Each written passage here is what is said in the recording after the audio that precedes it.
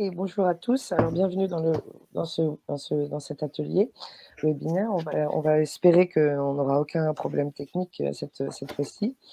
Alors, juste quelques petits rappels techniques justement avant de commencer. Vous allez avoir 1 heure de présentation de Anne-Sophie Caillé. Après, il y aura une session de 15 minutes de questions. Pendant la présentation, vous pouvez poser des questions en utilisant l'onglet «Questions» et on réserve le chat pour les salutations et les commentaires divers. Mais si vous avez des questions, on vous remercie de les poser sous cet onglet «Questions». Si vous avez un problème technique, l'image est bloquée ou le son est bloqué, il suffit de rafraîchir votre page et normalement ça, redémarre. Donc, on accueille aujourd'hui, Anne-Sophie, Caillé pour une présentation intitulée «Les ateliers de philosophie dans une perspective interculturelle en classe de FLE-FLES». Alors je ne vais pas trop présenter Anne-Sophie Caillé puisque, elle va se présenter un petit peu elle-même au début de sa présentation. Je te laisse donc, la parole Anne-Sophie. Bonjour, merci Amélie, bonjour à tous, merci de votre présence. Je vais déjà partager mon écran. Donc une petite seconde, normalement ça va apparaître. Donc n'hésitez pas à dire si jamais il y a un problème dans le déroulé de la présentation au niveau du son ou du visuel. Voilà, donc oui, je vais commencer par me présenter. Donc, je suis enseignante de français langue étrangère au SUFL, le service universitaire de FLE d'Aix-Marseille Université, depuis 2013. Et auparavant, j'étais donc enseignante de FLS dans des dispositifs qu'on appelle UPE2A, des unités pédagogiques pour les élèves allophones arrivants, nouvellement arrivés en France. Donc, pour ceux qui sont à l'étranger, je précise que ce sont des dispositifs d'accueil pour les élèves nouvellement arrivés qui sont allophones et donc qui doivent apprendre le français pour suivre une scolarité. Donc par ailleurs, j'ai soutenu ma thèse en décembre dernier en didactique des langues et des cultures. Et dans ce cadre, j'ai expérimenté la pratique philosophique avec des adolescents allophones nouvellement arrivés en France, donc dans des UPE2A. J'ai mis en place une recherche-action-formation dans l'Académie d'Aix-Marseille pour expérimenter cette activité en classe de langue. Et je l'ai envisagée comme un moyen d'interroger la didactique du plurilinguisme et de l'interculturel. Donc même si le contexte de la recherche, c'est celui de l'enseignement-apprentissage du FLS en milieu scolaire, vous allez voir que cette pratique pédagogique, en fait, elle peut s'adapter à d'autres publics et que finalement, les questions qu'elle soulève, elles concernent des enjeux assez fondamentaux pour la didactique et notamment la question de l'appréhension de la variété des langues et des parcours socioculturels des apprenants.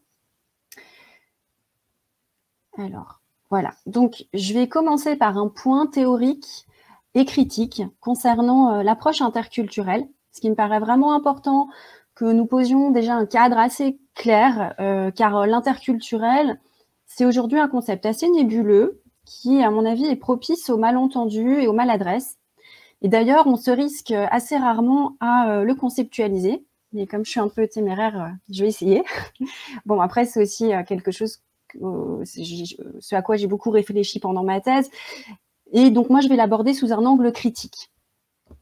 Dans la mesure où, à la suite de chercheurs comme Fred Dervin, je crois important de s'écarter à tout prix des tendances culturalistes qui peuvent dévoyer la dimension relationnelle et donc intersubjective. Pour argumenter mon propos, je vais m'appuyer sur certains pionniers de la pédagogie interculturelle comme Abdallah Pretsey ou Louis Porcher, ainsi que sur certains travaux en anthropologie. Donc, dans un deuxième temps, je vais présenter très concrètement le protocole de l'atelier philo en langue que j'ai progressivement modélisé pendant ma thèse. Et j'essaierai de montrer sa cohérence avec l'approche interculturelle que j'aurais définie. Et je l'illustrerai avec des productions d'élèves et je vous donnerai des outils pratiques pour tenter, si vous le souhaitez, de le mettre en place dans vos classes. Et on terminera par un temps d'échange, donc j'espère qu'on pourra y consacrer au moins 15 ou 20 minutes. Donc, je voudrais commencer par revenir sur un terme qui est devenu assez récurrent dans les textes officiels de l'éducation nationale depuis une dizaine d'années, mais pas seulement. C'est le terme d'inclusion. Il me paraît intéressant parce qu'en fait, inclure, ça implique de s'adapter aux besoins des apprenants et non l'inverse, qui est en fait une injonction à l'intégration, l'inverse, et qui consiste à ce que ce soit les individus qui s'adaptent à un programme éducatif unique. Donc la question de l'inclusion des publics à besoins particuliers, elle est vraiment cruciale pour l'école, mais pas seulement. On peut dire aussi qu'elle concerne toutes les personnes finalement qui sont en situation de mobilité, professionnelle, universitaire, économique ou humanitaire. Les difficultés d'inclusion des élèves allophones que moi j'ai rencontrées dans ma carrière en UPE2A, elles m'ont beaucoup préoccupée. Et progressivement, j'ai émis l'hypothèse que l'insécurité que je constatais chez eux, une insécurité à la fois linguistique, scolaire, sociale, voire même leur souffrance à l'école, elle était peut-être le résultat d'un processus intégratif incapable de se muer en inclusion. Je m'explique, c'est-à-dire que l'école, elle demande à ses élèves d'atteindre le niveau des locuteurs natifs en une seule année scolaire, et donc elle renvoie inévitablement ces jeunes à leurs lacunes linguistiques. L'injonction à s'intégrer dans des délais qui sont impossibles, en fait, se double d'une prise en compte aussi assez insuffisante de leur langue et de leur parcours biographique et socioculturel. Pourtant, si on s'engage dans un processus réellement inclusif, donc cette prise en compte, cet accueil plein des individus, elle devrait tenir une place importante, d'autant qu'on sait aujourd'hui que l'apprentissage d'une langue est toujours relié à des enjeux socio-affectifs. Sinon, ce n'est plus qu'un simple code technique avec des objectifs purement pragmatiques. Donc si on souhaite dépasser ce niveau et réellement s'approprier une langue, il va être nécessaire de l'habiter, de l'incarner. Mais comment faire? Alors moi, dans mon travail, j'ai postulé que la pédagogie interculturelle, elle pourrait faciliter l'inclusion des individus, mais aussi l'appropriation langagière. Mais pendant ma carrière d'enseignante de FLE FLS, j'ai souvent été mise en difficulté avec cette approche. Alors déjà parce que mon cursus universitaire des années 2000 ne m'a pas vraiment préparée à ça, puisque je n'avais pas de module qui concernait l'interculturel. Mais j'entendais quand même parler de ce concept, de plus en plus à la mode, mais dont il était quand même difficile de trouver une définition. Il apparaissait comme un procédé pédagogique employé lors d'activités dites décrochées, permettant des moments de reconnaissance de la diversité des langues et des cultures. Donc, évidemment, je suis allée voir ce qu'on proposait dans les manuels. Donc, moi, le manuel de FLS que j'avais en classe, que j'utilisais, c'était Entrée en matière, qui proposait des activités dites culturelles, interculturelles, uniquement en fin d'unité pédagogique, dont la visée était résolument comparative, fonctionnelle, comme vous pouvez le voir dans cet exemple. Dans la pratique, le caractère assez artificiel et clivant de cette démarche m'a rapidement dérangée. Vous pouvez voir que les photographies, elles véhiculent des représentations assez figées, limitées, je dirais même limitantes. Elles ne sont pas questionnées, mais elles sont en fait justifiées par des pratiques socioculturelles censées être partagées au sein d'un certain type de communauté. Les questions qui vont inviter à l'expression de soi, là, elles versent assez dans le folklore, l'anecdotique, c'est-à-dire le plat typique, la manière de mettre la table, mais elles ne permettent absolument pas de percevoir la complexité des individus, le dynamisme des rapports sociaux. Les différences ici sont juxtaposées et finalement, elles empêchent une voie du milieu, ce qui illustre assez symboliquement la question 2.3 qui en fait oblige l'élève à signifier sa préférence entre deux manières de faire.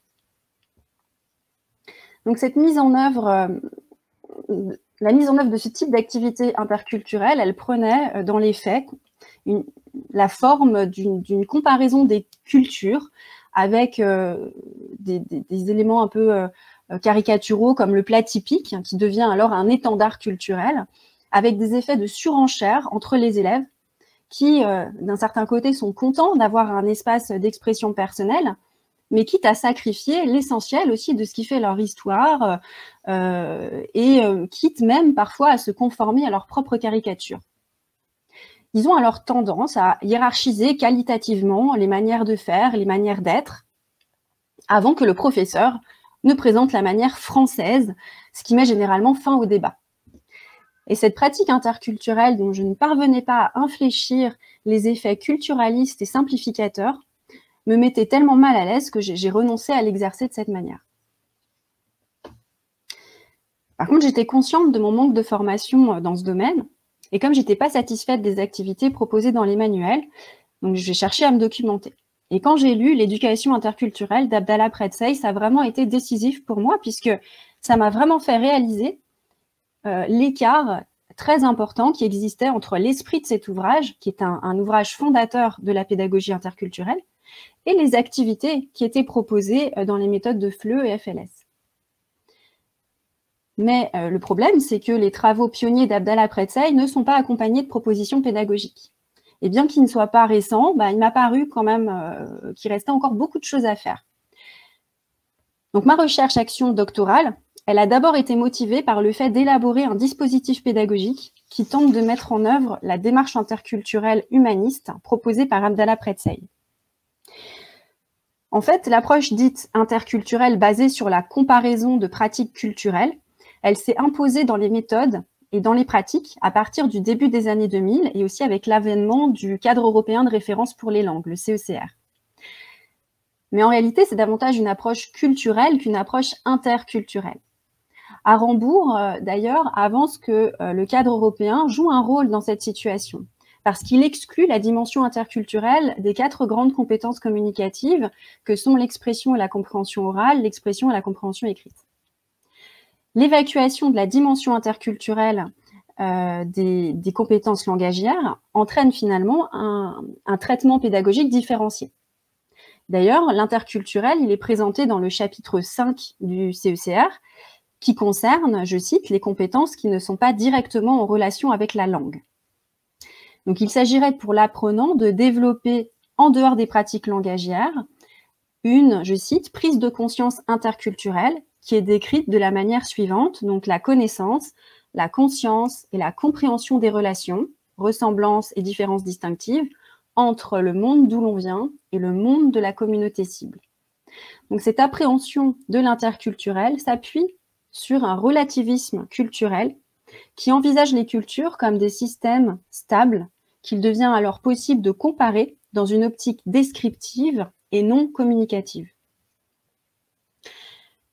Et là, moi je dis danger à la suite d'Abdallah Pretsey, parce que dans mon travail, moi je conteste cette approche culturaliste et simplificatrice, puisque comme Martine Abdallah Pretsey, je considère que le danger est de réduire l'interculturel à un outil méthodologique, notamment celui de la comparaison, alors qu'il est nécessaire de s'adosser à la philosophie au sens où celle-ci se définit comme une réalité d'expérience et non comme une construction doctrinale. L'abus de comparaison et de l'analogie présente le risque d'accentuer les stéréotypes, voire d'en construire de nouveaux. La perspective binaire, le seul élément stable de la comparaison étant la culture française, accentue le déséquilibre et produit une chosification d'autrui, alors que la volonté déclarée est l'échange et la reconnaissance. Donc l'écueil qui est mis en avant ici par Abdallah Pretsey, c'est la conséquence d'une approche qui se focalise sur la culture comme critère structurant au détriment de la dimension relationnelle et humaine, dont évidemment il est plus difficile d'évacuer la complexité. L'anthropologie elle-même met en garde depuis longtemps contre une telle conception des cultures. Celle-ci est largement critiquée dès les années 30, à la fois par des courants sociologiques et anthropologiques d'ailleurs. Puisqu'en fait, le culturalisme trouve sa source dans la manière d'appréhender les sociétés dites primitives par les ethnologues de la fin du XIXe siècle. Les déterminations liées à la nature biologique, c'est-à-dire les théories raciales, qui ont été battues en brèche par la science, elles vont trouver un substitut dans l'idée de nature culturelle qui déterminerait le fonctionnement des individus au sein d'une même société. Cette conception considère donc que les cultures sont des systèmes clos, stables, dont les individus héritent comme d'un patrimoine génétique. L'anthropologie diffusionniste du début du XXe siècle va ensuite proposer, logiquement, de repérer les caractéristiques socio-culturelles, les pratiques vestimentaires, les schémas familiaux, dont l'accumulation permettrait de définir la culture d'une communauté. Cette approche fonctionnaliste et déterministe de la notion de culture, elle influence encore énormément les définitions vulgarisées et courantes du terme, et donc la manière de l'appréhender. Et le CECR ne fait pas exception. Dans sa section « Savoir socioculturel », il propose une liste de catégories de, je cite, traits distinctifs, caractéristiques d'une société européenne donnée et de sa culture. Et ensuite, il énonce une liste, nourriture et boissons, conditions de logement, relations entre les sexes. Donc on voit bien le lien direct avec l'anthropologie diffusionniste. Or, ce découpage de la culture en traits distinctifs stabilisés, donc il est bien remis en question depuis presque un siècle. L'anthropologue américain Sapir, il affirme ainsi dès les années 40 que le véritable lieu de la culture, ce sont les interactions individuelles et sur le plan subjectif, l'univers de signification que chacun peut se construire à la faveur de ses relations avec autrui. Donc finalement, on peut dire peut-être que le fait de percevoir la culture comme un système d'organisation stabilisé s'apparente un peu à une stratégie d'évitement pour ne pas s'engager dans une réflexion qui serait plus philosophique sur le rapport à l'altérité, qui est évidemment plus complexe, plus opaque et donc aussi beaucoup plus difficile à prendre en compte pour notre discipline, la didactique des langues, qui est fondamentalement une discipline interventionniste. Donc, dans cette conception déterministe, culturaliste, en fait, on considère que les individus seraient les produits de leur culture et non qu'ils ne la produisent eux-mêmes. Donc, la culture induirait leur manière de penser, leur perception. Mais en fait, qu'en est-il du coup de l'influence des langues qu'ils parlent et qu'ils connaissent, de l'influence des dynamiques relationnelles, des mobilités, des parcours de vie? On ne peut pas nier évidemment qu'il existe des codes socioculturels. Mais, à mon avis, il est erroné de les présenter et de les enseigner comme des outils stables à visée fonctionnelle qu'il faudrait apprendre, alors qu'en fait, il faudrait les vivre. Donc, ces codes socioculturels ne déterminent pas les rapports sociaux. En fait, ce sont les rapports sociaux qui les produisent et qui les transforment. Et cette inversion, elle me semble vraiment fondamentale pour la didactique des langues et des cultures, afin d'éviter un apprentissage machinal, techniciste et désincarné. Au contraire, si on veut vivre, si on veut habiter, vraiment s'approprier les langues et les pratiques socioculturelles, et pas seulement répéter des schémas artificiels préconçus, il s'agit aussi d'accepter que ces langues et ces pratiques soient constamment déstabilisées et resituées dans des dynamiques relationnelles qui ne sont jamais les mêmes. Les salutations, par exemple, c'est un exemple particulièrement significatif. Certains employés peuvent faire la bise à leur patronne, d'autres vont lui serrer la main. Les hommes s'embrassent parfois, mais dans quel contexte exactement? Et puis, comment on interprète une révérence? Est-ce que c'est de l'admiration amusée, de l'ironie, de la moquerie? Et un clin d'œil, qu'est-ce que ça signifie? L'enseignant de langue, il aura beau lister toutes les options possibles, de son point de vue, leur multiplicité ne les rendra pas opératoires pour les locuteurs, mais en plus, elles ne sont pas fiables et elles seront probablement, à un moment ou à un autre, déstabilisées par le vécu. On peut alors avancer, à la suite de Martin Abdallah Pretsey, que les différences culturelles ne correspondent pas à une réalité, mais renvoient à la nature des relations entre les individus et les groupes. Il s'agit donc d'apprendre la rencontre et non pas d'apprendre la culture de l'autre. Pour ce faire, réinvestir la culture en la chargeant d'une dimension sociale et biographique pourrait être particulièrement porteur, à la fois pour l'historiciser, mais aussi pour souligner sa consubstantialité avec le social et le vécu. Comme l'écrit Molinier, tout individu est amené à composer, articuler et reconfigurer dans une identité complexe des héritages transmis au cours de la socialisation primaire, l'entourage familial, avec des acquis réalisés au cours de processus de socialisation secondaire, formation initiale et continue, trajectoire professionnelle, et enfin, des aspirations sociales et identitaires. Donc, il s'agit également de prendre en considération les fluctuations et l'instabilité d'une identité socioculturelle, car, pour reprendre les mots de Gohar Radenkovic, les acquis expérientiels ne s'organisent ni de manière linéaire, ni selon une progression ascensionnelle, mais avec des retours, des régressions, des paliers, des avancées, des ruptures et des continuités. Une démarche biographique permet également d'envisager l'individu comme un sujet, et pas seulement comme un acteur social. Il est investi d'un projet existentiel qui engage toute sa personne. Il n'est pas uniquement doté de certaines fonctions, compétences utiles pour la vie sociale et les interactions, c'est aussi son rapport existentiel et philosophique au monde et à l'altérité qui est en jeu à travers l'appropriation d'une langue. Or, le CECR parle d'acteur social et non de sujet, ce qui, à mon avis, influe sur la manière d'aborder l'approche interculturelle, mais aussi les langues. Considérer l'apprenant comme un sujet, c'est admettre d'emblée sa liberté et son pouvoir d'action. C'est aussi lui donner la possibilité de se raconter, de s'identifier comme il le souhaite, avec le degré de vérité, de transparence ou d'opacité qu'il définira lui-même selon la situation dans laquelle il se trouve. Comme l'écrit le philosophe de la relation Édouard Glissant, le droit à l'opacité n'est pas le renfermement. Il ne m'est pas nécessaire de comprendre l'autre, de comprendre qui que ce soit, individu, communauté, peuple, de le prendre avec moi au prix de l'étouffer, de le perdre ainsi dans une totalité assommante que je gérerais, pour accepter de vivre avec lui, de bâtir avec lui, de risquer avec lui. Donc Glissant, il substitue ici à la gestion d'autrui, qui viserait la transparence, la relation avec lui, qui accepte aussi le droit à l'opacité. Et ainsi, peut-être, une vraie rencontre peut avoir lieu, puisque si on reprend la belle formule de Lévinas, rencontrer un homme, c'est être tenu en éveil par une énigme.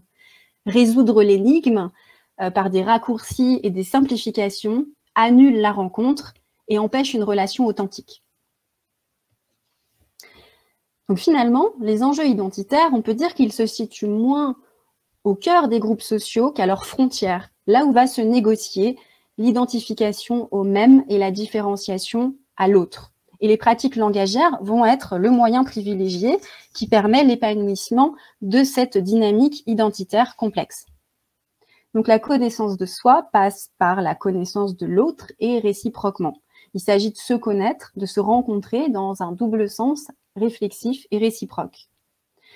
Donc pour permettre ce processus en contexte didactique, et tramer la diversité des rapports au monde, la médiation interculturelle est vraiment apparue comme un outil pertinent. Donc, je reprends ici la définition de Liddycote et de Rivry.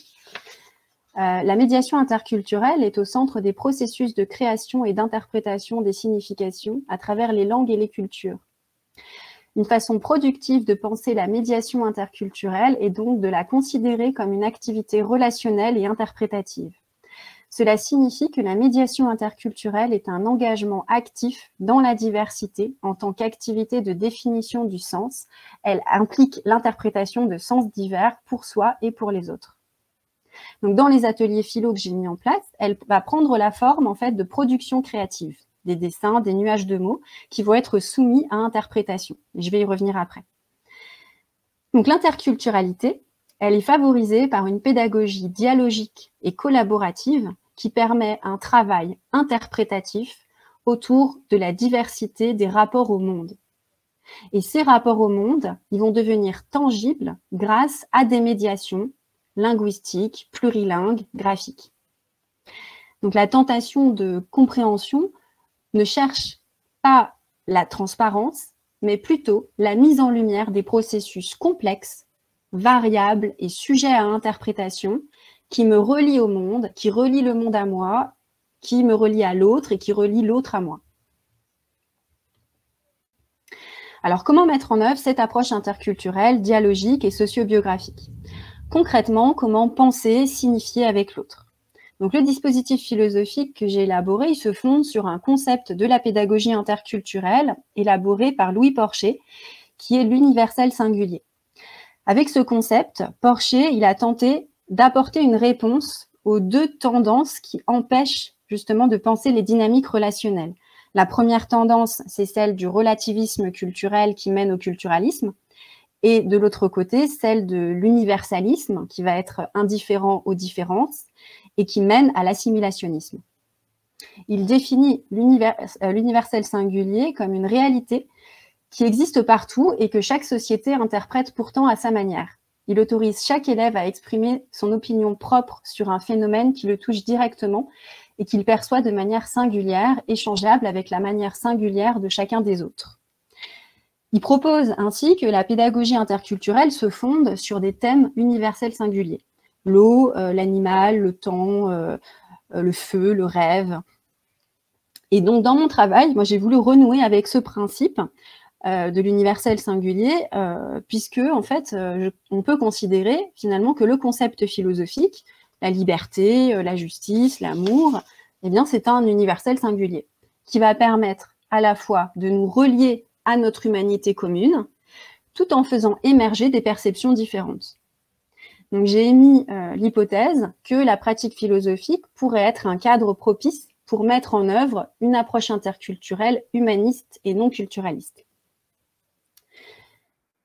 Je vais donc décrire maintenant le type de pratique philosophique que j'ai mise en place.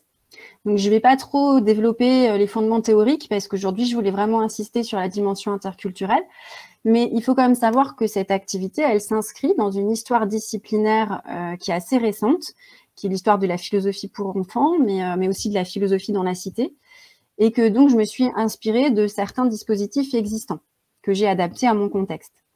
Donc, il faut d'abord citer Matthew Lipman, qui est le fondateur américain de la philosophie pour enfants dans les années 70, qui était un professeur de philosophie qui constatait en fait l'échec de ses étudiants et qui a considéré qu'en fait, il fallait développer la pensée réflexive dès le plus jeune âge.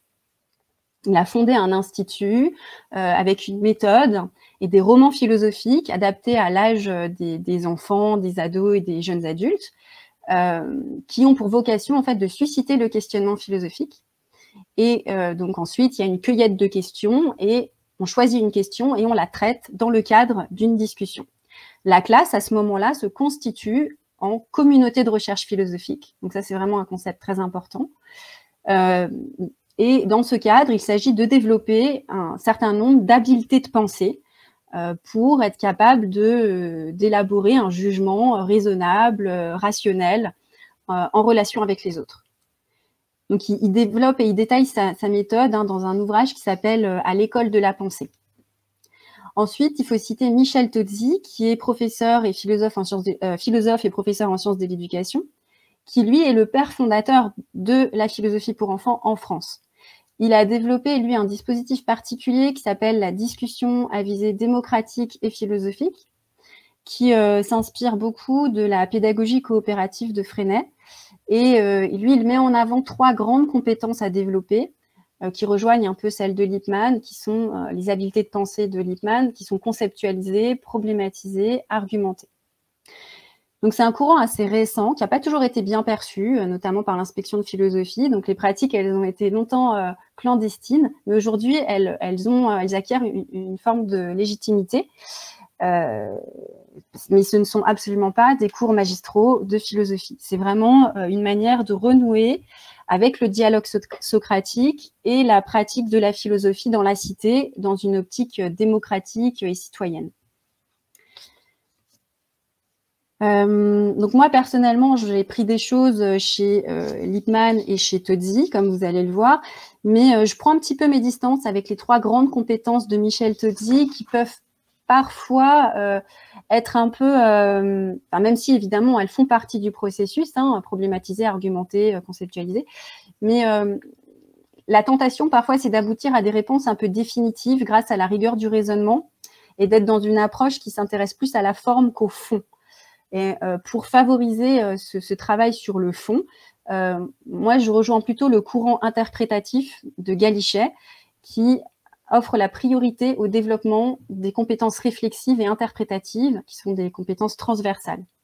Donc, il s'agit avant tout de penser sa pensée, penser ses émotions, son imaginaire, mais aussi, on est en classe de langue, donc la manière dont on va les exprimer. C'est Roger-Paul Droit, qui est un philosophe contemporain, qui dit que finalement, philosopher, c'est pas tant avoir une opinion et savoir la défendre, mais c'est d'abord savoir de quoi nos pensées sont faites. Penser sa pensée. Or, ces pensées, elles sont imprégnées des langues, des histoires, des expériences, et elles sont révélatrices des rapports au monde particuliers de chacun. Donc, il s'agit de pouvoir mieux les comprendre, les interpréter à la fois pour soi, pour les autres, mais aussi avec les autres. Et donc là, on va voir que les médiations, elles vont être très utiles. Donc, on peut avancé que la pratique philosophique, dans le cadre d'une communauté de recherche, elle pourrait favoriser le développement de dynamiques interculturelles, mais aussi plurilingues. Donc évidemment, les compétences d'expression et de compréhension orale, elles sont aussi au cœur de cette activité. Et c'est un cadre assez rare finalement en classe de langue qui permet les conditions, de mettre en place les conditions d'une conversation authentique qui vise une construction commune. Donc c'est vraiment le principe de la communauté de recherche. Et ça va donc favoriser à la fois une écoute active et l'implication du sujet dans ses prises de parole. Donc, entre 2016 et 2020, j'ai expérimenté cette pratique philosophique avec des élèves allophones arrivants en collège et en lycée. Et j'ai progressivement élaboré un dispositif auquel j'ai formé une dizaine d'enseignants de l'Académie d'Aix-Marseille. Donc, je vais maintenant passer à la présentation très concrète de l'atelier philo. Et je vais vous donner quelques outils pour le mettre en place si vous voulez vous essayer à cette pratique. Donc, le protocole stabilisé, c'est un atelier donc, de 2 heures en 5 étapes. On va dire qu'on peut le mettre en place à partir du niveau A2, même si les étapes 1 et 2, on peut même les faire avec des grands débutants. Donc, la première étape, je vais lire rapidement, puisqu'après je vais détailler. Donc, d'abord, 1, traduction du concept philosophique. 2, réflexion individuelle, avec la réalisation de médiation-création, comme je les appelle, dessin ou nuage de mots. Tour de table, explicitation des choix, avec la réalisation d'une carte mentale par l'enseignant animateur qui va mettre en lien tous les éléments apportés. 4, élaboration de questionnements philosophiques. Et 5, discussion philosophique. Alors, la première étape, c'est l'annonce du thème. Donc là, pareil, vous avez un exemple avec la pensée. Et donc, la notion va être traduite dans toutes les langues de la classe. Donc, les mots vont être écrits au tableau. Et ça permet de s'assurer que tout le monde comprend et s'approprie à sa manière la notion dont on va parler. Donc, dans l'idéal, évidemment, il faut des dictionnaires bilingues à disposition. Ça peut être sous format papier ou même avec le téléphone portable. Et ça va être intéressant de s'apercevoir parfois qu'il va exister plusieurs mots dans une langue pour traduire un mot en français. Par exemple, avec le verbe aimer, il est extrêmement polysémique en français, alors que dans beaucoup d'autres langues, il faut des mots différents pour parler, des verbes différents pour parler de l'être aimé, ou si j'aime un objet, je ne vais pas utiliser le même verbe. D'un autre côté, je me suis aperçue lors d'un atelier que parfois on a plusieurs mots en français, alors qu'il n'y en a qu'un seul dans les langues premières. Par exemple, en arménien et en russe, on n'a pas la distinction entre amis et copains. Donc, quand on parle d'amitié avec une personne arménienne ou russe ou russophone, est-ce qu'on parle de la même chose? Et puis, ce moment, c'est aussi un moment d'éveil aux langues. Là, par exemple, on peut s'apercevoir qu'on a une racine unique entre le kurde fikra, le comorien wufikri et l'arabe fikr. Par contre, on s'aperçoit que le kurde et le turc, ça ne se ressemble absolument pas. Après, certaines idées reçues pensent que oui, mais en fait, du sud-mec, c'est en turc, donc ça ressemble absolument pas au kurde fikra. Et la seule base identique à penser, ça va être en portugais ici, pensamenta. Après, donc une fois qu'on a fait ça, on passe à la réflexion individuelle. Donc, réalisation d'un dessin ou d'un nuage de mots au choix. Donc, ici, réalisation d'un dessin réflexif. En didactique des langues, c'est utilisé dans les approches biographiques, en fait, le dessin réflexif. Il cherche à mieux comprendre le lien entre les parcours de vie et l'apprentissage des langues. Mais pour moi, j'ai voulu le réinvestir dans l'atelier philo. C'est un dessin qui n'a pas du tout de valeur esthétique ou illustrative, mais qui joue vraiment un rôle dans l'élaboration d'une pensée. C'est dire quelque chose avec le dessin, comme on le ferait avec des mots, en fait. Lippmann, moi j'aime bien, il parle de pensée amplifiante pour la pensée métaphorique. Et pour moi, c'est vraiment ça, c'est-à-dire qu'avec le dessin, on n'est pas dans une pensée qui va se dérouler, mais plutôt dans une pensée qui va s'amplifier, qui va apporter de la complexité et qui donc va nécessiter une interprétation. Donc, le dessin réflexif, il est toujours accompagné nécessairement d'une verbalisation du dessinateur. Donc là, vous avez un exemple avec le dessin de Zobert qui a choisi de représenter des prisonniers, en fait, qui s'évadent de prison et qui se font tirer dessus. Donc après, je lui demande, pour toi, en fait, il faut se battre pour gagner sa liberté. Oui, donc pour toi, c'est difficile de gagner sa liberté. Si, c'est facile, mais c'est difficile aussi. Alors, qu'est-ce qui est difficile? Difficile, par exemple, c'est comme la prison, tu restes toute ta vie dedans, et un jour, il y en a un te dit, c'est bon, t'es libre, tu sors. Il sort, il est content. Il est content, et il va faire quoi? Je sais pas. Donc là, il illustre vraiment cette idée de facilité et de difficulté. Il sort, il est content. Voilà, il est libre. C'est pas compliqué. Mais après, qu'est-ce qu'il fait? Et là, ça devient compliqué. Et là, on a un lien direct avec son expérience, puisqu'en fait, Zobert, c'est un jeune homme de plus de 16 ans qui est réfugié afghan, qui a grandi en contexte de guerre, qui n'a pas été scolarisé antérieurement, et pour qui, en fait, se pose vraiment la question de l'orientation professionnelle et scolaire. Alors, autre exemple, c'est-à-dire que pour d'autres élèves, la représentation de la liberté va être extrêmement différente. Ici, vous avez une représentation, donc après Zobert qui propose une représentation assez narrative, là on a la représentation de Violetta à gauche qui est plutôt symbolique, puisqu'elle choisit de représenter, en fait, de reproduire le dessin du drapeau du Kazakhstan, sur lequel on trouve un oiseau. Et dans sa verbalisation, elle expliquera que l'oiseau représente la liberté et qu'elle regrette que cette liberté ne soit pas effective au Kazakhstan, puisque c'est un pays dont elle est partie pour demander l'asile en France. À droite, vous avez plutôt une représentation figurative, donc qui s'intéresse plutôt à la dimension sociale, puisque le personnage dit « je peux faire ce que je veux », mais la petite tortue signale « oui, mais attention, sans déranger personne ». Donc, on voit à la fois comment il y a des questionnements philosophiques, des manières d'aborder la notion de liberté qui vont être différentes, mais à la fois, ça va être aussi relié à l'expérience singulière de ces jeunes. Alors, je donne un dernier exemple de dessin qui est aussi très significatif, c'est celui du dessin de Roweida, dessin du bonheur.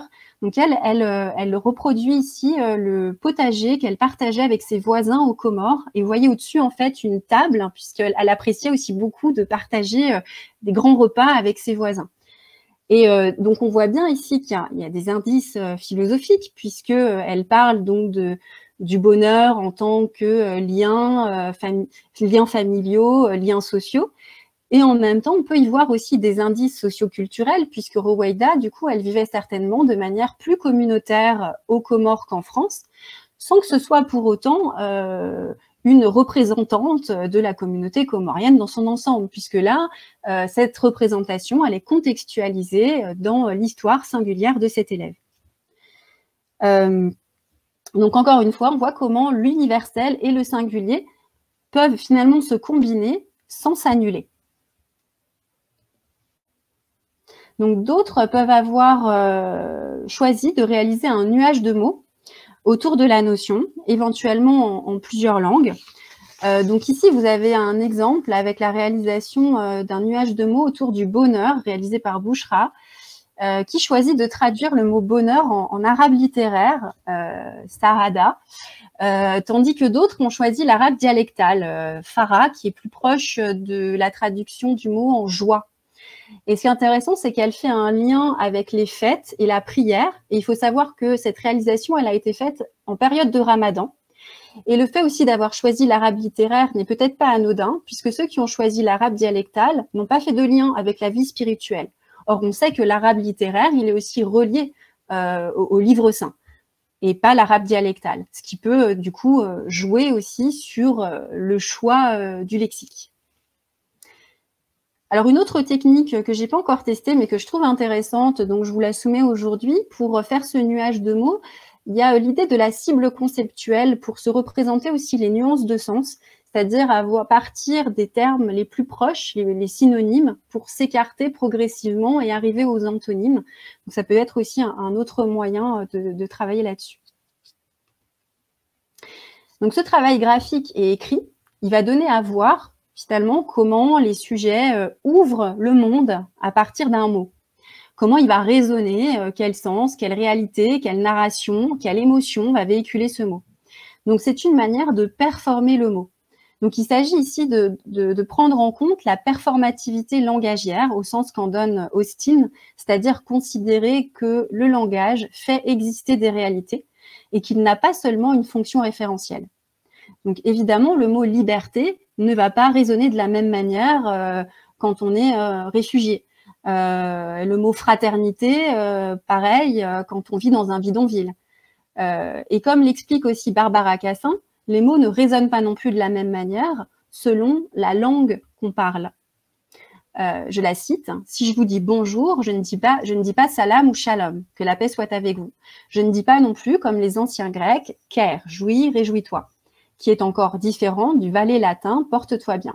On n'ouvre pas le monde de la même manière. La diversité des langues témoigne de la diversité des représentations du monde et des cultures.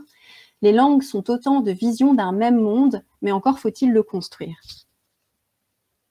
Donc, il semble particulièrement important, du coup, de s'intéresser non seulement à ce que signifient les mots, mais aussi à ce qu'ils font dans une perspective interculturelle et plurilingue.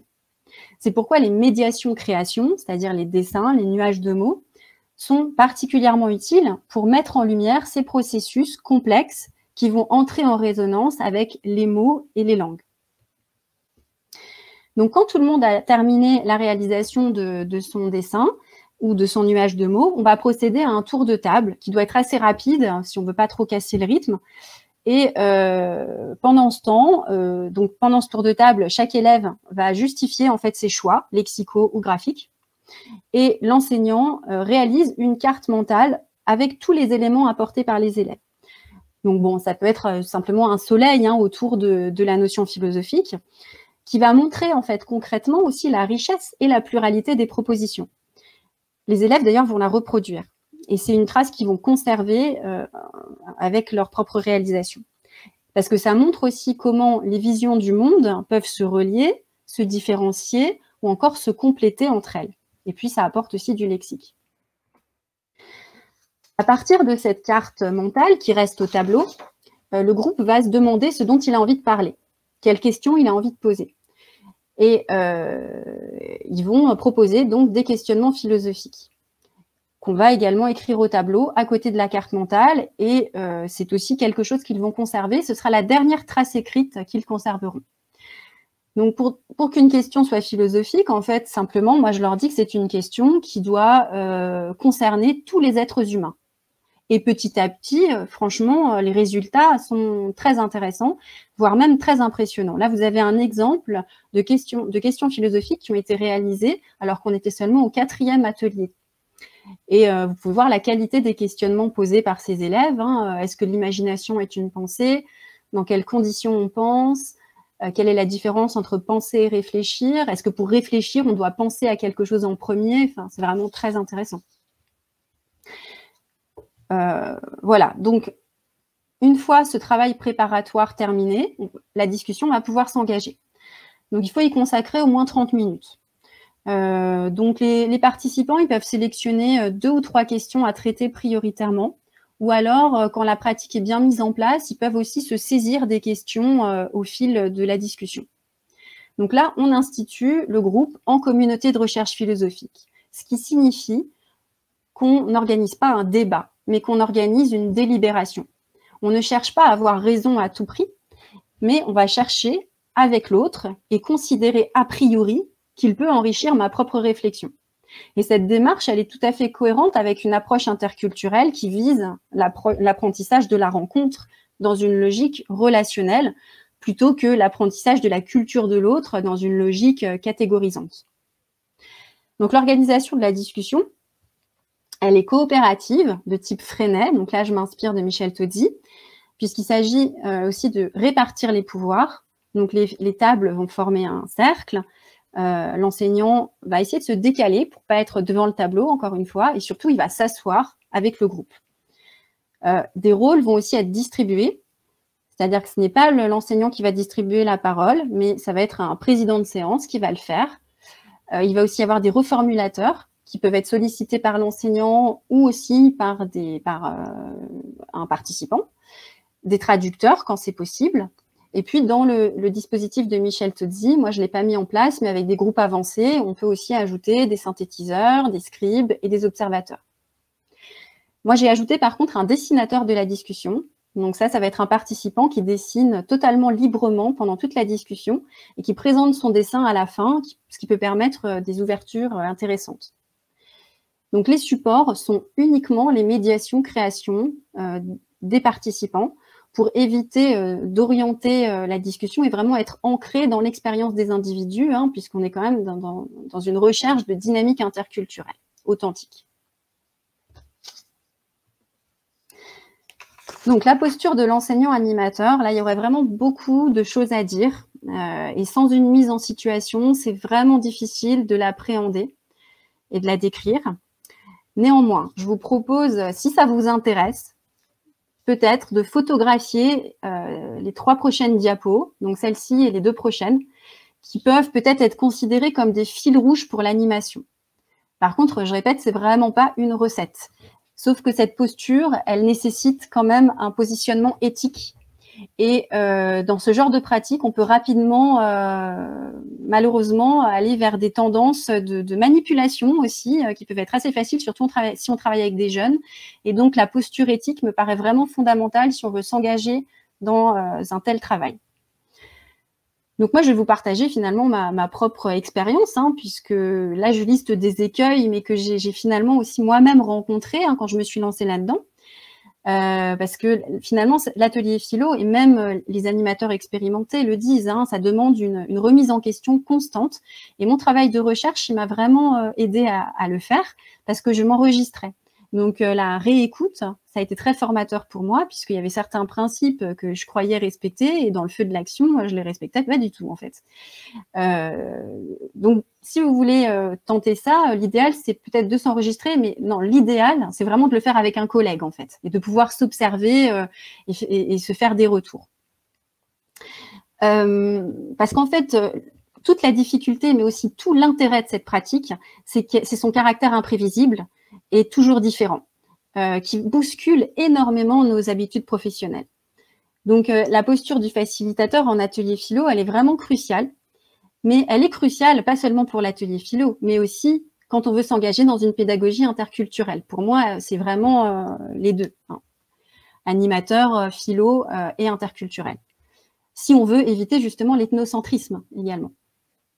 Donc, premier écueil, le jugement, donc dans un sens ou dans un autre, hein, essayer de rester le plus neutre possible, hein, que ce soit un jugement positif ou négatif. Ce qui rejoint le deuxième écueil, la censure, soit parce qu'on considère qu'un propos est inacceptable, soit parce qu'on l'ignore et qu'on trouve qu'un propos est plus intéressant qu'un autre. Tout positionnement, même si ça prend du temps, tout positionnement doit avoir un espace pour exister. Donc évidemment, seuls les moqueries, les insultes, évidemment, ça c'est interdit. Mais si on reste dans une posture philosophique, c'est-à-dire penser sa pensée, presque tout, je dirais même tout, peut faire l'objet d'une délibération et d'un questionnement. Sinon, une pensée scandaleuse, si elle est censurée, elle ne va pas évoluer. Donc, justement, ce dispositif, il est là pour permettre à des pensées scandaleuses aussi de trouver une place et un questionnement face aux autres aussi, puisque ça crée une responsabilité aussi d'être dans un groupe et de l'exprimer face aux autres. Ensuite, là, c'était un gros problème, hein, c'est l'orientation de la discussion. Alors pour moi, personnellement, je parle aussi pour moi, c'était un gros problème parce que en bonne enseignante sérieuse, je préparais mes ateliers. Donc ça, évidemment, il faut préparer les ateliers sur la notion qu'on veut aborder. Mais je préparais une trace écrite un petit peu idéale à laquelle j'aurais peut-être voulu arriver. Et c'était donc une erreur parce que j'avais tendance à rester focalisée là-dessus et ça m'empêchait aussi d'entendre parfois des idées extrêmement intéressantes. Donc, la préparation de l'atelier philo, elle s'est faite sous la forme d'une intériorisation pour moi-même aussi, de recherche, etc. et des mots-clés, des questionnements, des relances seulement. Et ce qui m'a aussi permis, moi, d'être beaucoup plus inclus dans la réflexion et dans la pensée. Ensuite, autre problème, c'est l'annexion de la parole, hein, donc on doit adopter aussi la posture du maître ignorant, hein, dans ce cas-là, et faire confiance au groupe. Éviter de clore la pensée, hein, on est dans une discussion philosophique, hein, donc on n'a pas de réponse définitive à ces questions. Et puis accueillir aussi l'imaginaire, les émotions et l'expérience comme autant de moteurs pour la réflexion. Et prendre un peu ses distances avec l'idée reçue que la philosophie, ce serait forcément une pensée abstraite, sèche et très complexe. Donc les questionnements, ça c'est vraiment quelques principes directeurs, hein. Je vais les lire rapidement, après on pourra en discuter. L'idée c'est de vous donner quelques leviers pour l'animation. Donc je vous donne les plus fondamentaux pour moi. Donc pour organiser un peu la pensée, classer, distinguer, essayer de voir, hein, comment on peut l'organiser, interroger systématiquement les causes et les conséquences des positionnements, poser des hypothèses. Donc ça c'est vraiment l'éthique de responsabilité. Si je me positionne comme ça, pourquoi je le fais et quelles conséquences ça a. Hein, là, on est aussi dans la philosophie pragmatiste. Hein, il y a une continuité entre la pensée et l'expérience. Hein, donc voilà, on doit se responsabiliser par rapport à ça. Interroger les généralisations hâtives, questionner les évidences, aller vers l'abstrait et vers l'expérience concrète, parce qu'on voit qu'avec des jeunes, on va être dans l'expérience concrète, donc on va essayer de les amener un peu aussi vers des idées plus abstraites, et ça, parfois plutôt l'inverse avec des adultes, qu'on va devoir ramener aussi à des exemples un peu concrets de l'expérience du quotidien. Associer les émotions au raisonnement aussi, et aussi faire intervenir la fiction, l'art, et donc aussi des œuvres culturelles à travers la thématique proposée. Et puis, renvoyer aussi la parole au groupe en développant les échanges entre pairs, parce qu'au départ, les paroles, elles reviennent vers vous systématiquement. Donc, renvoyer toujours la parole au groupe. Alors, qu'apporte l'animateur dans tout ça? Donc, il peut reformuler les idées pour s'assurer qu'on ne trahit pas leurs pensées, si les reformulateurs ne sont pas capables de le faire. Il peut aussi révéler l'idée qui va se trouver derrière l'exemple. Donc, un enfant dit, un parent doit s'occuper de ses enfants. Donc, tu parles donc de la responsabilité du parent, ce qui permet aussi d'apporter du lexique. Approfondir la réflexion avec un contre-exemple, un dilemme, une expérience de pensée. Donc, ça, c'est quelque chose qu'on peut préparer en amont pour relancer la discussion quand on patauge un peu, quand on est dans des poncifs et qu'on veut secouer un petit peu les idées. Étayer philosophiquement les propos des élèves, si c'est possible. Proposer un nouveau questionnement à traiter si la discussion tourne en rond, et la correction linguistique uniquement si elle est indispensable à l'intercompréhension. Donc moi, au début, j'étais vraiment dans quelque chose de très concomitant, correction linguistique et développement de la pensée. Et en fait, ce n'est pas possible quand c'est une surcharge cognitive, en fait. Donc si on se concentre sur la forme, on perd le fond. Donc on arrête de penser. Donc là, l'intérêt aussi de cette pratique, c'est de se concentrer sur le fond et pas sur la forme. Et pourtant, il y a vraiment aussi un travail, mais non formel, sur la forme aussi et sur la langue. Donc voilà, là, on privilégie l'intercompréhension. Donc, en conclusion, je dirais que j'envisage l'atelier philo comme un atelier performatif de traduction au sens large, on pourrait dire d'interprétariat, puisque c'est l'interprétation de soi, de sa pensée, à la fois pour soi, mais pour les autres et avec les autres.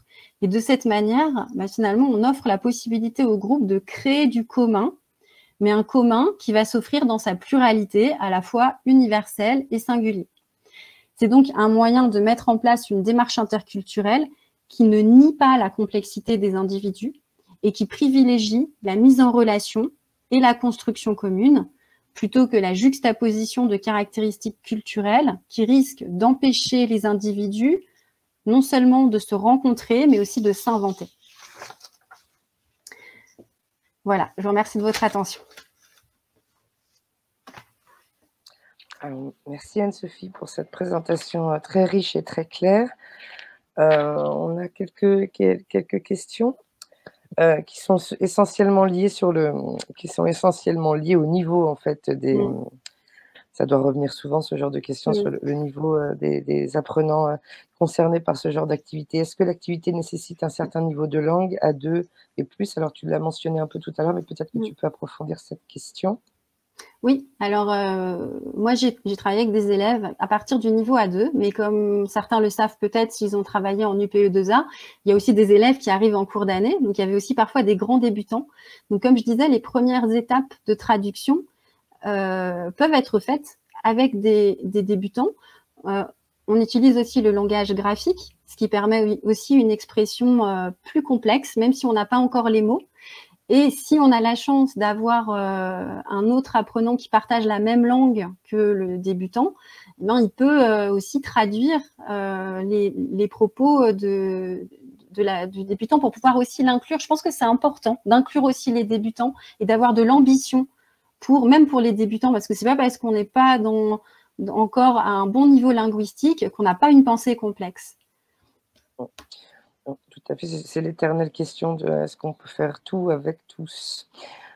Il y a une autre question sur la taille des groupes. Est-ce qu'on peut adapter ces activités avec des grands groupes? Oui, Plus de alors 40 par justement, exemple. alors 40 c'est beaucoup, mais ce qu'on peut faire, c'est si vous avez la possibilité de faire plusieurs ateliers, vous pouvez choisir de prendre par exemple la moitié du groupe qui va être observateur et qui fait un retour, et la fois suivante, c'est l'inverse.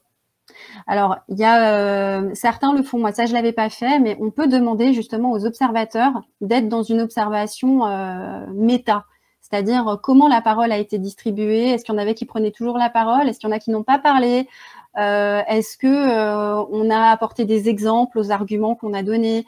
Donc parce que ceux qui participent n'ont pas c'est comme je disais, c'est une surcharge cognitive de penser à ça en même temps que le fond de la discussion. Donc le fait d'avoir des observateurs qui vont faire un retour sur le caractère méta en fait de la discussion, ça peut être extrêmement intéressant justement pour progresser. D'autant plus que la question concernait des niveaux C1, C2 et que là, il peut y Oui. avoir aussi un processus d'autonomisation par Mmh. équipe ou. Est-ce que Paul Ricoeur et sa notion de l'herméneutique de soi pourraient informer ses activités? Informer ses activités, oui, en tout cas, oui, bien sûr, l'identité narrative, hein, ça fait vraiment quand on voit la production de Zauber, on voit toute la puissance de la philosophie de Ricoeur. Moi, j'aime bien aussi l'herméneutique de Gadamer, pardon, qui parle justement d'une fusion des horizons. Moi, j'aime beaucoup ce concept qui considère, alors d'un point de vue littéral, on a tous un point de vue, c'est-à-dire qu'on est là et puis on a notre horizon. Mais la question, c'est très difficile parce qu'on a un ancrage, qu'on ne va pas s'extraire de cet ancrage. Par contre, ce qu'on peut faire, c'est élargir son horizon. Et je trouve que ça, c'est vraiment intéressant et que l'herméneutique permet ça. Voilà. Et justement, ça me fait penser à une question que moi je me posais, c'était la place justement du travail sur les stéréotypes, les préjugés, qui sont des notions usuelles en didactique du français langue étrangère quand on parle d'interculturel. Est-ce que toi, tu as une approche par ces notions-là aussi, ou ça devient des notions qui sont travaillées philosophiquement finalement? Je pense que ça arrive de façon un peu indirecte. Moi, je suis arrivée dans des groupes UPE2A, même en fin d'année, qui étaient censés bien se connaître. Et en fait, on s'est aperçu à travers les ateliers que certains étaient surpris de découvrir des choses sur leurs camarades parce qu'ils avaient des idées préconçues sur la manière dont allait penser je sais pas, j'ai pas d'exemple qui me vient tout de suite, mais oui, par exemple, sur les langues que certains vont parler.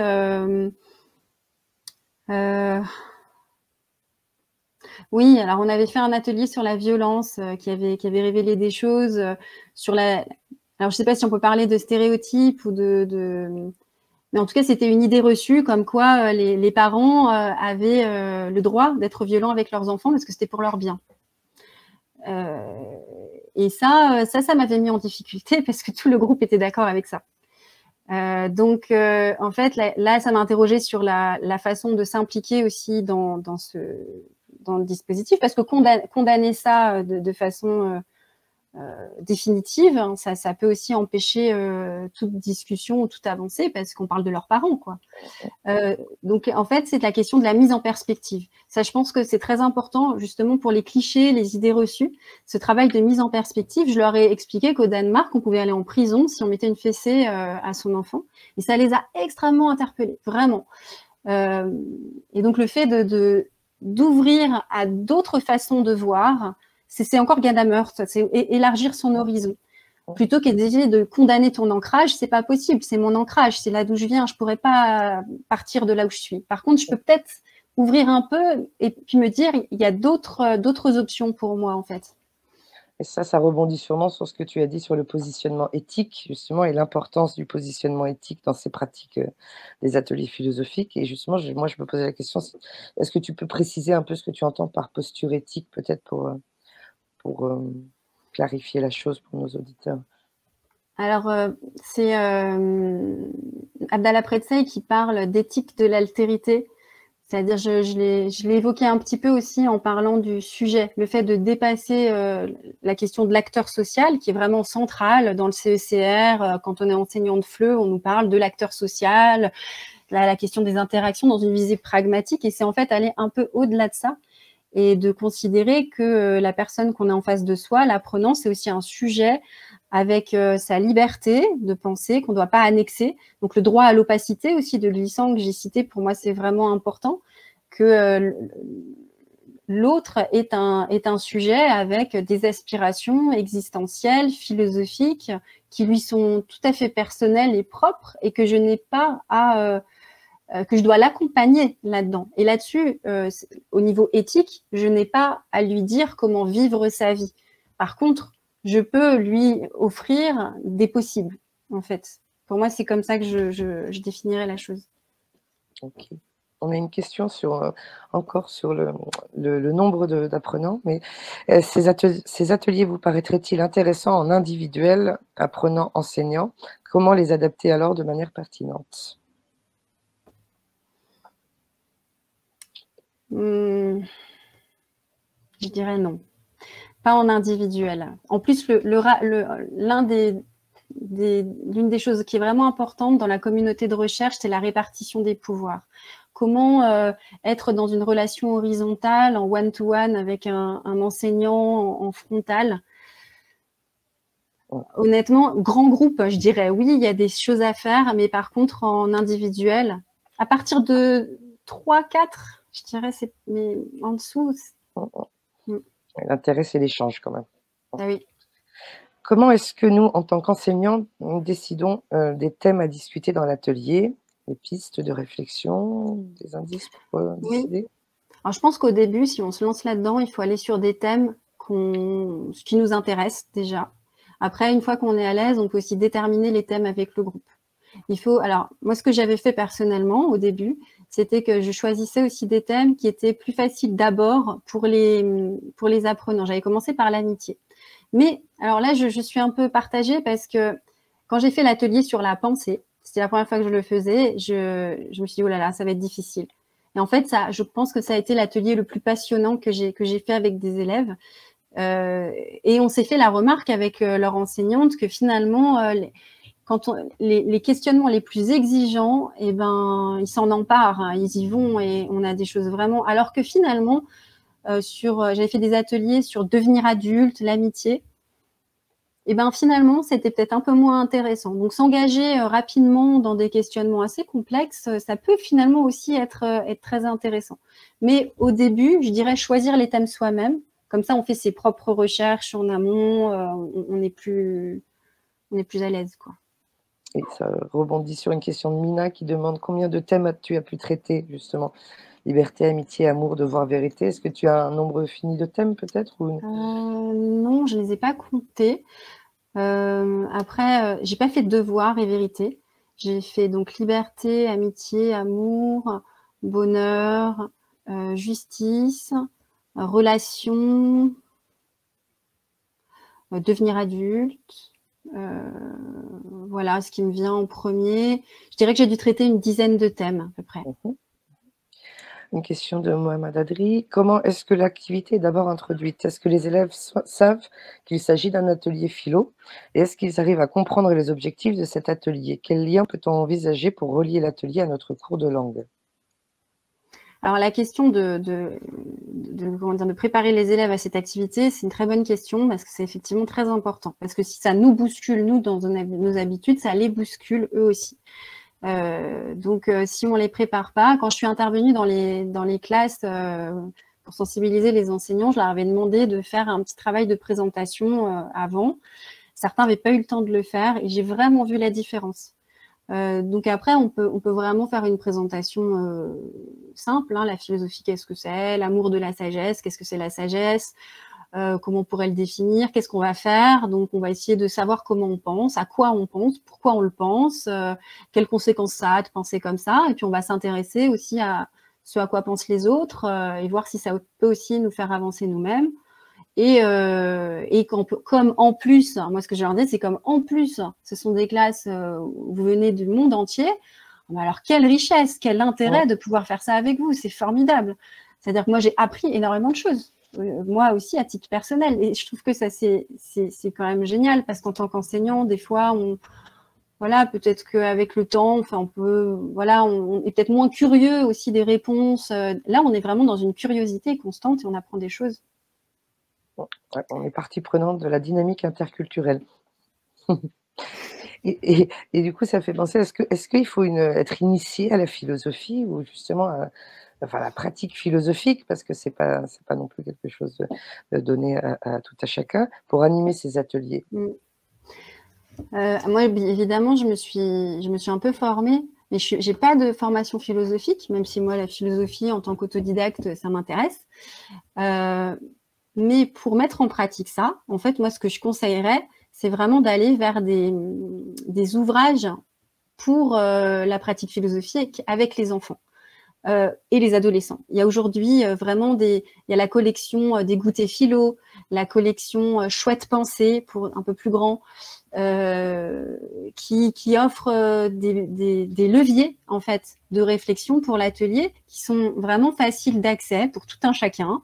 Donc c'est des livres qu'on peut lire avec des enfants, mais qu'on peut aussi utiliser pour préparer l'animation d'ateliers philo.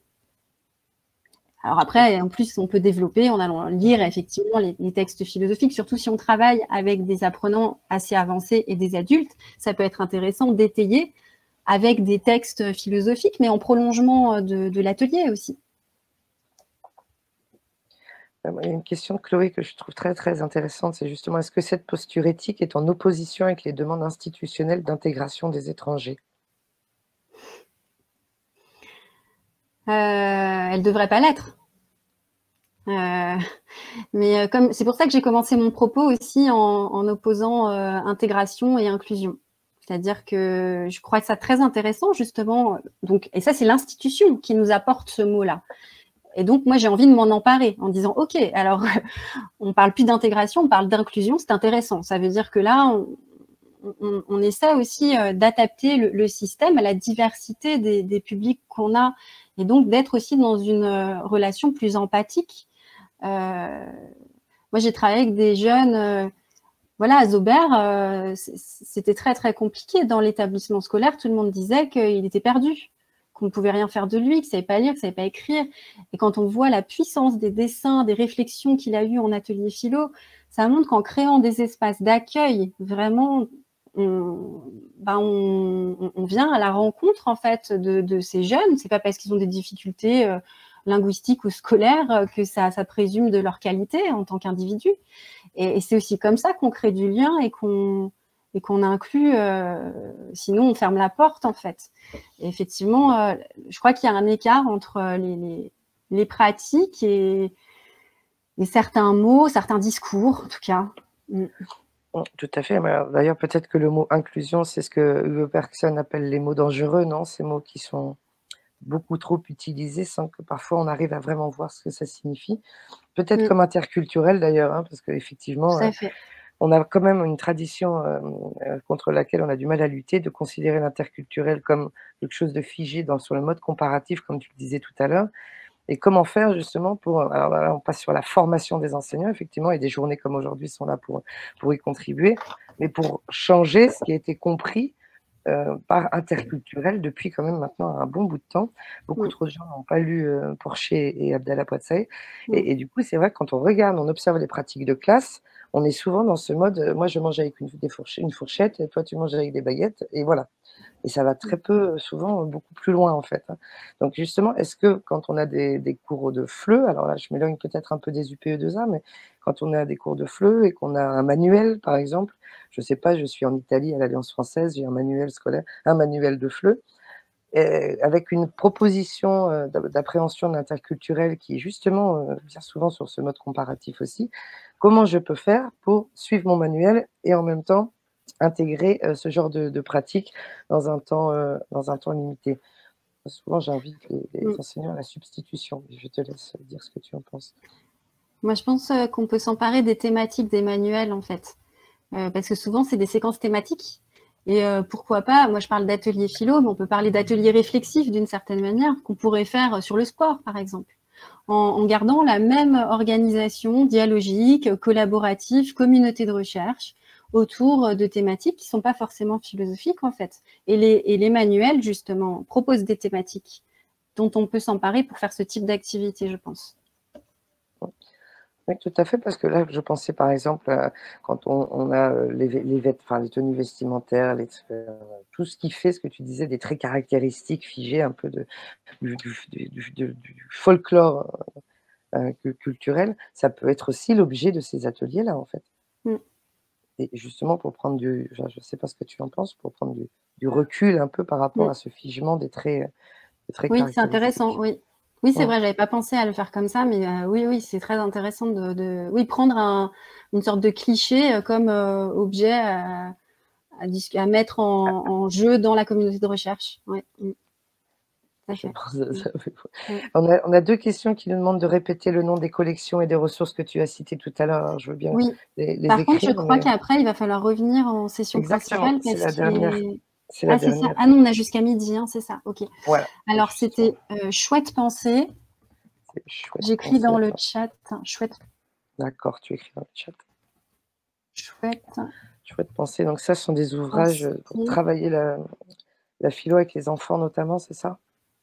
Heu alors non, ça apporte pas d'éléments d'animation, ça apporte des éléments de contenu, mais vulgarisés, Mmh. qui permettent d'avoir du coup une préparation sur une thématique donnée. Et d'ailleurs, les ouvrages sont par thématique, alors que les goûters philo, pour le coup, oui, ils proposent des questionnements aussi à ils opposent souvent d'ailleurs le bien et le mal, le beau et le laid. La présentation, elle est un peu enfantine, mais il y a des dessins qui peuvent être intéressants aussi à utiliser dedans. Et puis, il y a un ouvrage, par contre, un ouvrage collectif qui est sorti.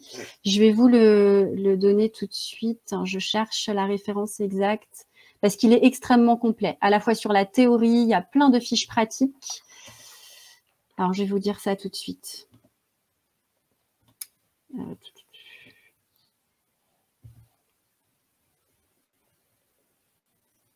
D'ailleurs, je vais partager rapidement cette slide, comme ça vous aurez plusieurs références et vous pourrez les photographier si vous voulez.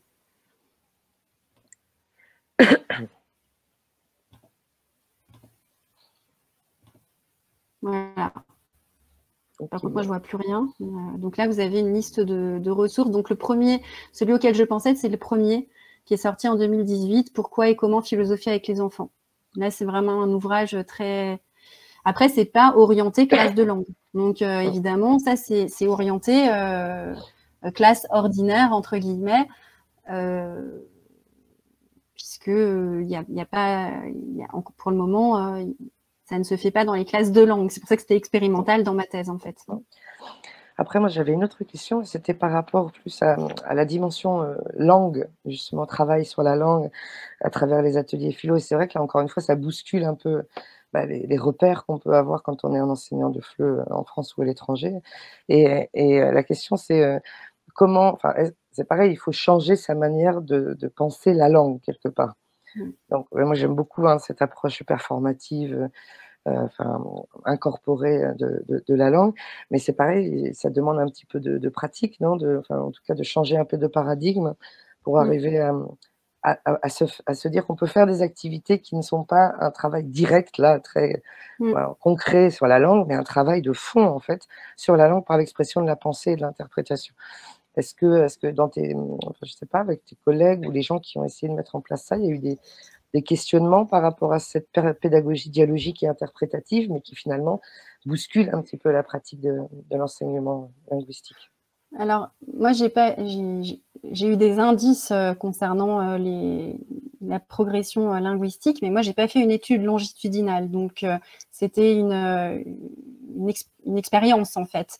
Donc, j'ai pas des données solides là-dessus. Mais par contre, j'ai trouvé une étude très, voilà, qui est dans un contexte très particulier, puisque c'est un contexte d'anglais langue étrangère en contexte universitaire iranien. Mais c'est très intéressant parce qu'en fait, donc c'est l'apprentissage de l'anglais à l'université iranienne, et ils ont fait des cours de langue, on va dire traditionnels, auprès d'un groupe d'étudiants. Et avec un autre groupe d'étudiants, ils ont fait des ateliers philo type Lippmann dans ce contexte pendant 13 semaines. Donc, apprentissage non formel. Hein, et ils ont ensuite comparé les résultats aux évaluations en fin de semestre. Et le groupe qui avait profité des ateliers philo a obtenu des résultats significativement meilleurs dans toutes les compétences. Donc ça, c'est quand même un indicateur intéressant, je trouve, concernant l'apprentissage non formel. C'est pas parce qu'on se concentre sur le fond qu'indirectement, on ne développe pas des compétences langagières. Tout à fait. Ça fait un peu appel aux approches immersives aussi, non? Où finalement, en immersion, sans prendre de cours quelque part, on apprend très bien aussi, mais parce qu'on est dans justement la langue comme un usage de la langue comme nécessaire, et puis surtout comme expression du penser, du sentir et de l'agir, n'est-ce pas? Et justement, pour terminer, et après on va se rejoindre dans la grande salle, est-ce que toi, tu envisages la culture comme inspirée par Durkheim, cette définition de manière de penser, de sentir et d'agir? Et dans quel cas, ça aussi, ça peut inspirer ta proposition? Oui, alors justement, la question sensorielle, elle me travaille beaucoup parce que, bon, moi j'ai choisi comme médiation graphique et écrite, plurilingue, mais à l'avenir, moi j'aimerais bien développer des médiations sensorielles. Pourquoi pas la danse, la musique, en lien avec ces thématiques. Et parce que je crois que c'est une approche holistique dont on a besoin pour approcher ce qu'on appelle la culture. Parfait pour conclure, non? Il est 11h58, on va se retrouver donc tous dans la grande salle. Je vous remets le lien dans le chat si vous voulez bien. Hop, comme ça facilitera le passage. Voilà, bah, merci Juliette qui venait de le faire également. Donc on clôture cet atelier, on se retrouve tout de suite dans la grande salle. À tout de Et suite. merci aux participants Et pour leur merci à présence. toi. Merci. Merci.